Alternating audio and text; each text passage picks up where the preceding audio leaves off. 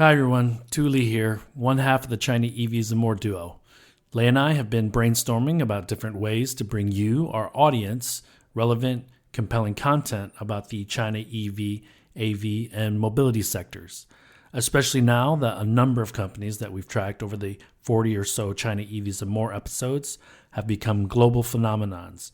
So I am very pleased to introduce to you our first ever China EVs and More Max episode, where we bring you conversations we've had with special guests from the EV, AV, and mobility space.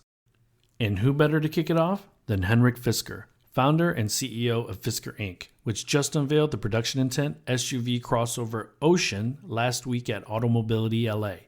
The Ocean was one of the most anticipated debuts at the show and will be offered in three trims: the $37,500 base version, powered by CATL's LFP battery with a range of 250 miles, the $50,000 Ultra version with a range of 340 miles, and the $69,000 Extreme version with a range of 350 miles that extends to 1,500 miles thanks to an additional solar roof panel.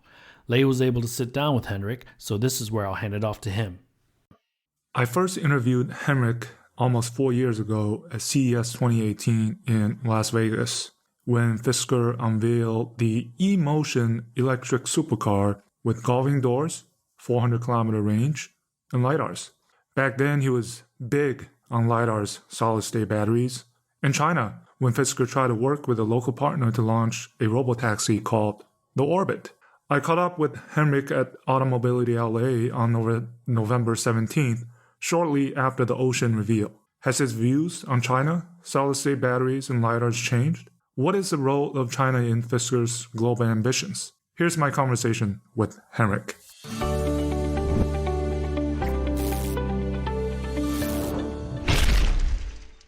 So I'm here at the Automobility LA, and sitting in front of me is the man himself, Henrik Fisker. So the last time we spoke was CES 2018.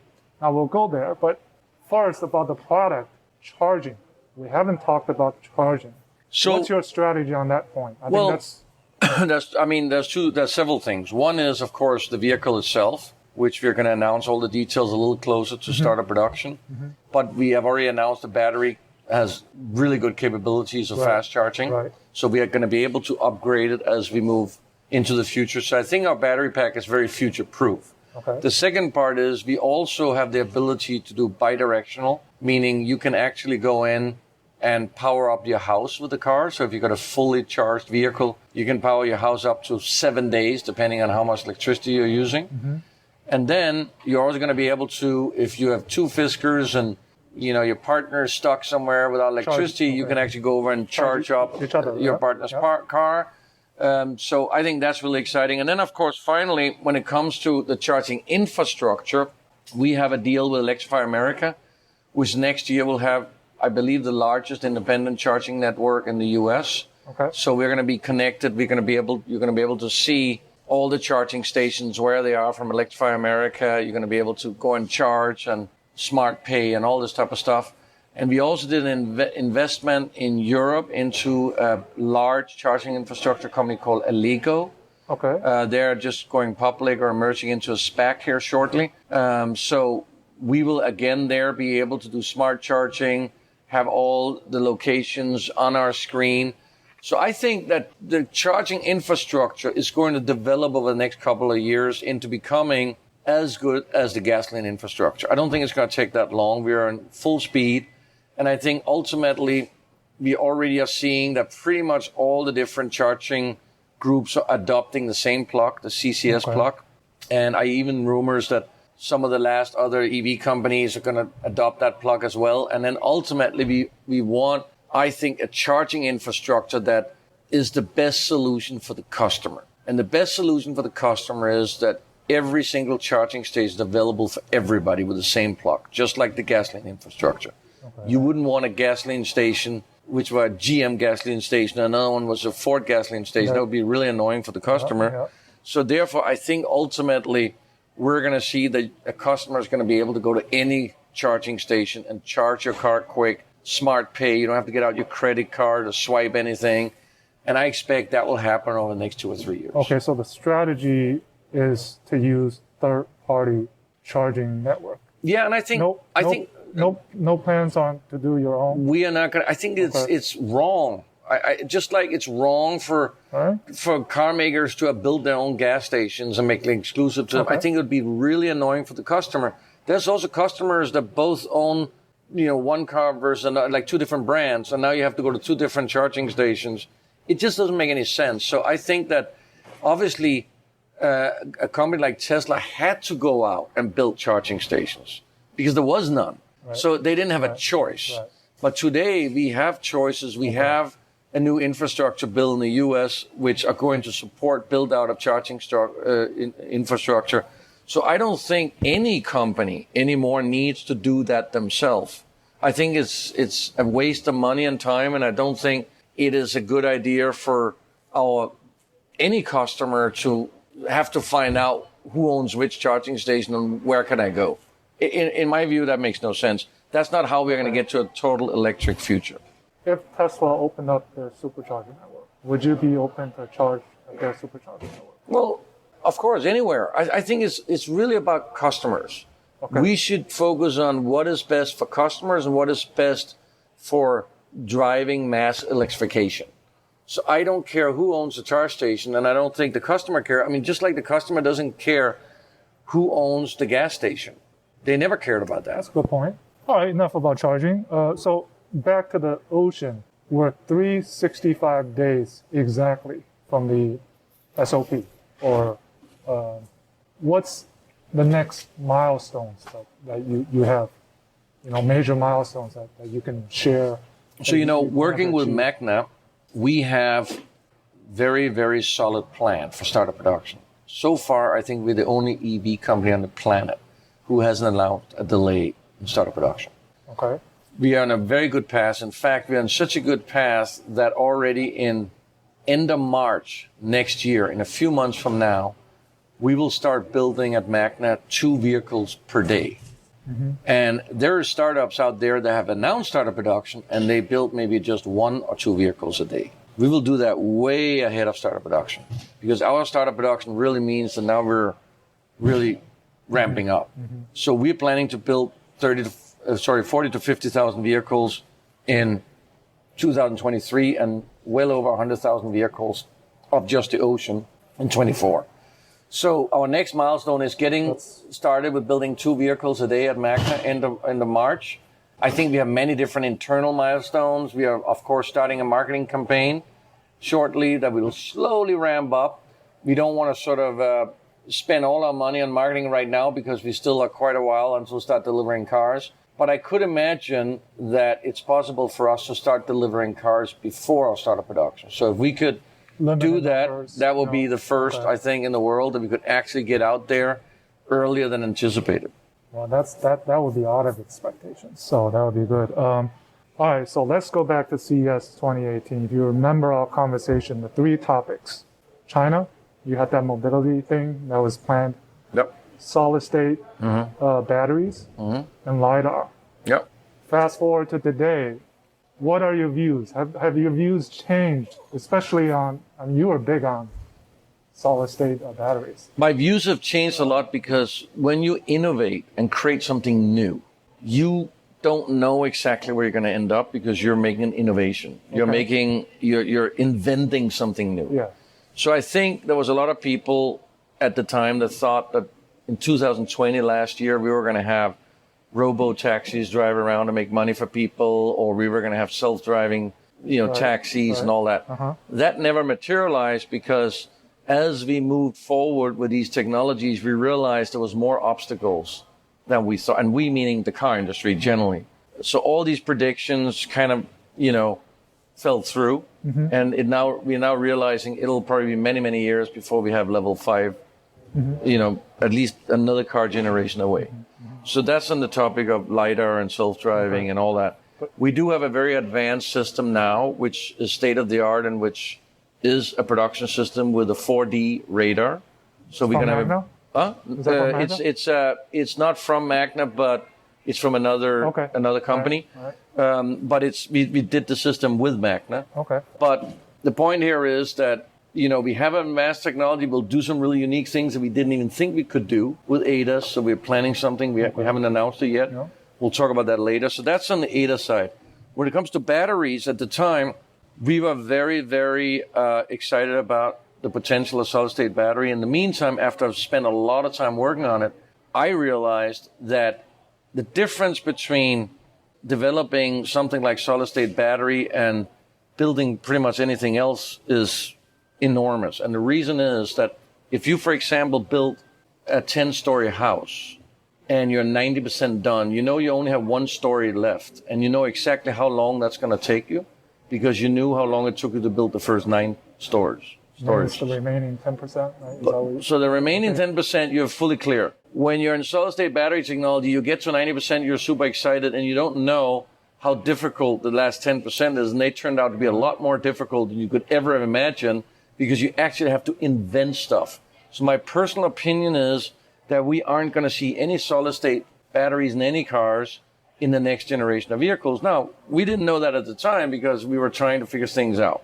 Mm-hmm. But I personally do not really believe that we are anywhere close for solid-state battery to materialize into production, vehicles. Okay. I'm not talking about labs and other stuff. So that one for me is out the door, and we were very open about it in 2020 already when we shown the first Fisker Ocean. We already announced in January we're off that. This is not something we want to spend any more money on, and we are using NMC, and now we've also decided to use LFP in the base car. So that's where we are on this subject. And then the third subject was... Well, China, China. They're related because I've counted 12 models are coming out with LiDARs. And there's 2 LiDARs, 3 LiDArs, 4 LiDArs. China speed. Maybe you can talk about. So China, my view on China, I think, was correct at the time. I felt that China will be driving electrification and will be the biggest market for electrification, and I think they still are, and it's clear. And they're, I think, going full speed ahead with electrification. I think that, again, LiDARs and self-driving cars, I think is super exciting for people who's in that environment, fiddling around with it. I personally don't think that there is a lot of value in consumer, normal consumer vehicles. Mm-hmm. Maybe in long-haul trucks, maybe in buses that goes from one airport to another, and that was what we were looking at with our small shuttle. Yeah. So I think in those areas there can be some value because you have to be in a controlled environment. I think the real issue that everybody is figuring out is that we don't live in a controlled, perfect environment when it comes to traffic. We still have potholes we can't fix. Yeah. We still have people who crosses the road not where they're supposed to. We still have, children maybe running over the road. We still have a FedEx truck stopping in the middle of a one-directional street, and we're going to have to break the law to pass it if we want to keep up going. Mm-hmm. And those are all the type of things that just makes it really difficult to actually create all these self-driving vehicles when you're talking about having a car without a steering wheel. Yeah. Now, that doesn't mean we can't have a whole bunch of really cool self-driving features or whatever you want to call them that can enhance safety, enhanced entertainment in the vehicle, that can enhance some annoyances, etc. But clearly, we are far away, as I said, for having an L5 vehicle, and I don't think it's going to happen in China in the next few years neither, in consumer vehicles. Interesting. Randomly everywhere. I know time's tight. Maybe just, again, on China, in a recent earnings call, you talked a little bit about the China entity. And also maybe CATL, can you share some light on was that deal, was that very recent, or was it a long period? We have worked with CATL for a very long time because we've of course already have prototype packs and everything else. So that's something we have worked with them a very long time. We just obviously came to the final sort of deal terms, signed the deal and announced it. And we have had a great relationship with CATL. I personally think they probably have the best batteries in the world right now. We have tested the latest technology. They're in our packs. I think they're by far a leader both in technology and pricing. So we are super happy for that relationship, and I hope we find ways to expand it further into the future. Then on the product plans in China, any I think there's many possibilities. I think China, for me, we eventually are going to have to go and manufacture vehicles in China because you got to be in that market manufacturing if you want to have a big volume. The good news is that Magna already have a joint venture over there where they manufacture vehicles. So I think it'll be relatively easy for us to get into China. We might import some vehicles in the beginning to build the brand, and that could happen as early as end of 23. Okay, all right. So the Ocean, what's the percentage? Let's say 95%, 90% done in terms of the final vehicle. Yeah, no. This vehicle is made out of the real production data, but a lot of this is, of course, pre-production tools, handmade stuff. So right now we're in the middle of the tooling phase and testing phase, refinement phase, and then we're building vehicles where you start fine-tuning the vehicles, setting them up correctly in terms of the ADAS systems, the ride and handling, all that has to be fine-tuned. And then you fine-tune the manufacturing process so you can go to full high volume very efficiently. So that's what's going on next year. All right, I wish you the best of luck. All right, thank you very much. Thank you. So there you have it, my second face-to-face interview with Henrik. Though his views have changed quite a bit since the last time we spoke nearly 4 years ago, his confidence, exuberance, and provocativeness in what he's trying to achieve have not. His positions on charging strategy, solid-state batteries, LiDARs, and autonomous vehicles are pretty clear-cut, and he seems to be quite confident of getting to that job one for the Ocean on schedule. The China factor for Fisker right now is obviously the LFP battery cell and pack from CATL for the base version of the Ocean, and it looks like it's being highly touted by Henrik. In the longer term, the question is whether Fisker is willing to enter the Chinese market and eventually manufacture there, especially considering its relationship with Foxconn and Magna, which are both active in China, and whether it can compete at all with some of the already established Chinese smart EV startups there. It's probably too early to talk about that. For now, all eyes are on Fisker to get to that job one and prove to the doubters that its so-called light asset model is viable. Lei and I will be sharing more of our conversations with the men and women around the world, moving the EV, AV, and mobility sectors forward as part of this China EVs and More Max series. Some folks will be instantly recognizable, but some will just be people that are doing amazing things in the space that we think deserve to be highlighted. Don't worry though, Lei and I will continue to host our live weekly China EVs and More Twitter Spaces room that summarizes that week's most important news coming out of the China EV, AV, and mobility space.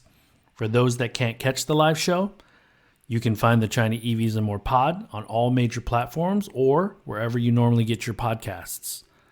As EV adoption reaches its global tipping point, it'll be even more important to stay updated on everything that's happening here. Lei and I are confident that China EVs and More is the best resource to do that. Until next time, as always, thanks for listening.